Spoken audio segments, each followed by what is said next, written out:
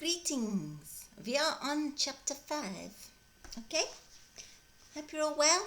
Ooh, so sunny outside today. Right, chapter 5. Dr. Roderick came first thing the next morning, an old man with more hair growing out of his ears than on his head. Remarkable, he said, shaking his head as he came downstairs into the kitchen. She's as bright as a button. Quite remarkable. And he patted me on the head as he passed by. You got her to take a cup of tea, your mother tells me, Bess. I nodded. Must have been something you put in it, he said, and everyone laughed except me. Little Jim squawked in his chair and bit harder on the edge of his bowl. Still teething, is he, Mrs. Throckmorton? The doctor asked. He's got 6 now, said Mother proudly. 6 of his very own, said the doctor. Well, that's splendid, splendid. That's more than I have now, you know. A fine-looking boy you've got there, Mrs. Throckmorton. Make a good farmer by the look of him. Father nodded. That's if there's anything left to farm, Doctor, he said. Hard times, eh? Said the doctor. Could be better, said Father. Still, you've got your health, said the doctor, and that's the main thing. Without your health, you can't do anything. I suppose so, Doctor, said Father, but he did not sound convinced. The doctor sat down at the table beside me and wrote out a prescription.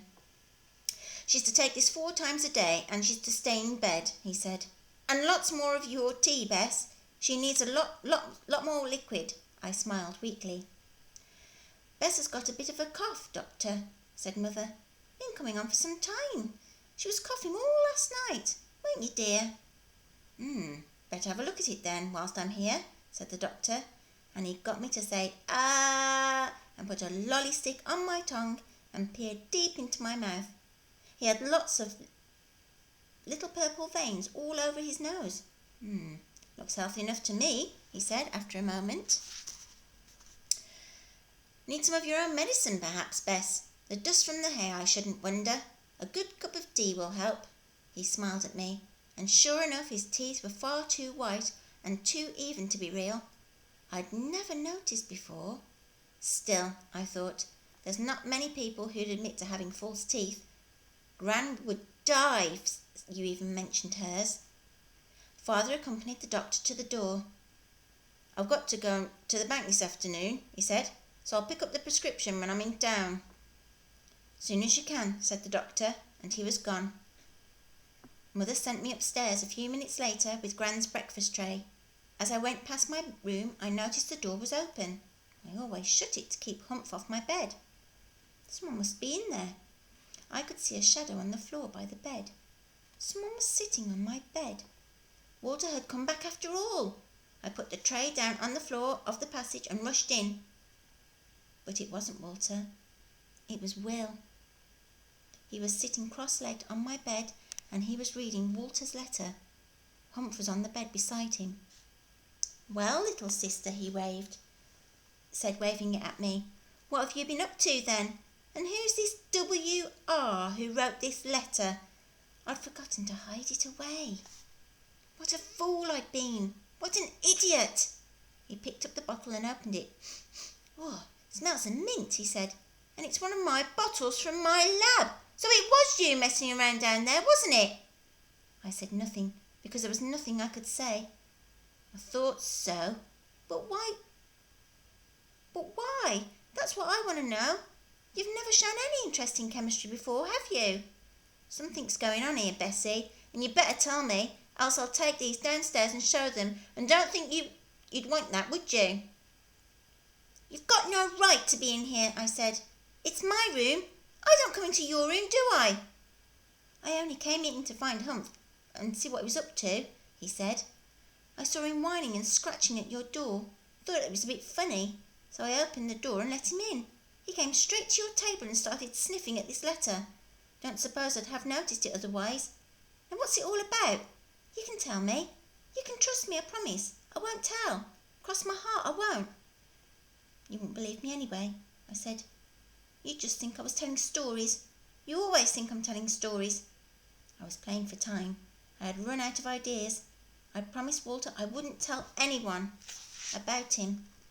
He'd kept his side of the bargain, and I'd keep mine. He was my secret friend, and like he said, they'd think I was mad if I told them about him, and it could finish Gran off for good if she ever found out that there was a ghost living with us in the house.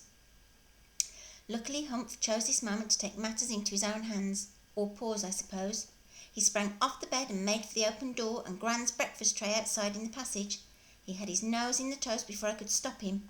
I ran after him and shouted to him to get off, which he did, but so clumsily that he blundered all over the breakfast tray, sending everything scattering and crashing in all directions. And as I lunged for him, he fled, tail between his legs, with a piece of toast still in his mouth. He met Mother and Father coming up the stairs.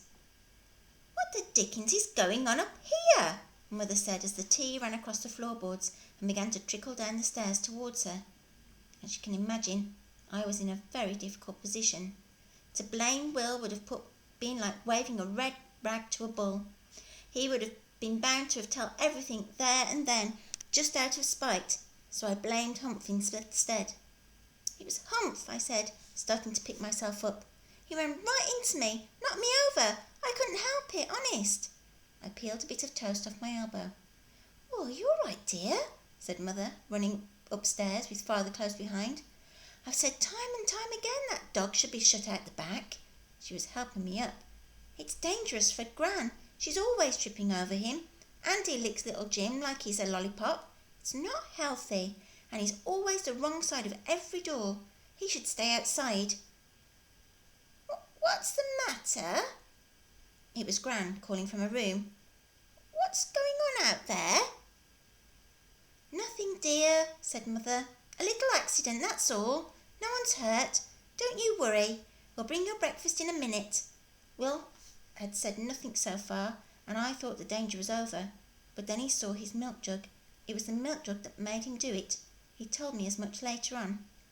Miraculously, it was the only thing that was broken, but unfortunately for me, it was the milk jug Will made in pottery class at school, and he'd given it to Mother for her birthday only a few weeks before. He was very, very proud of it. There were tears in his eyes as he bent down and picked up the pieces. He looked up at me, and I knew right away what he was going to do. "I've got something to show you, Father," he said, "in Bessie's room. Come and look." And he got up and went into my room. Mother and Father followed him. I couldn't stop him now. "Look," I heard him say. "There's this letter and this." I dared not go in. I didn't want to look. "What letter?" said Father. "What are you rabbiting on about?"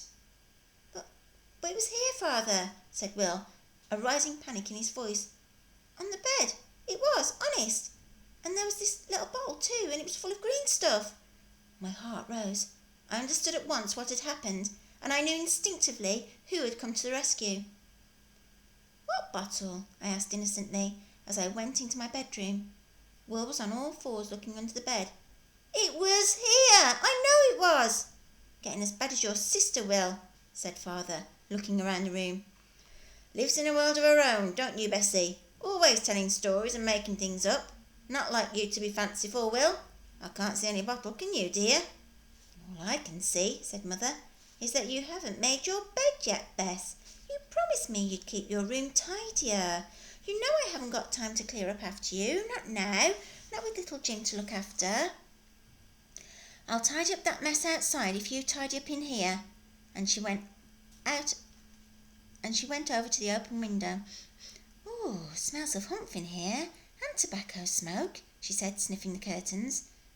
"You haven't been smoking, have you, Bess?" I shook my head. "It's Will that has a fag on the sly from time to time," said Father. "Isn't it, Will?" And he put his arm around Will's shoulder. Will opened his mouth to deny it, but didn't even bother. No one would believe him, and he knew it. "Still, no great harm in that," Father went on. "We all have one or two when we're just young, just to try it. Best not to do it up here, Will. Not safe to smoke in bedrooms." "Oh, don't you go encouraging him," said Mother. "It's not safe to smoke anywhere. Oh, it's a horrible habit, and it kills you." And then little Jim began crying downstairs, and she ran out. Will kept looking over his shoulder at me as he left the room. He was as much bewildered as angry, I think, though I know he'd have cheerfully killed me at the moment given half a chance. They were gone at last, and I was alone in my room. I coughed loudly 4 times, and my friend Walter appeared. He was leaning on the mantelpiece, the remains of a smile on his lips. He threw back his cloak. The letter was tucked in his belt, and he had the bottle in his hand. "One day that dog of yours will be the cause of our undoing, Bess," he said with a laugh, and he puffed purposefully on his pipe.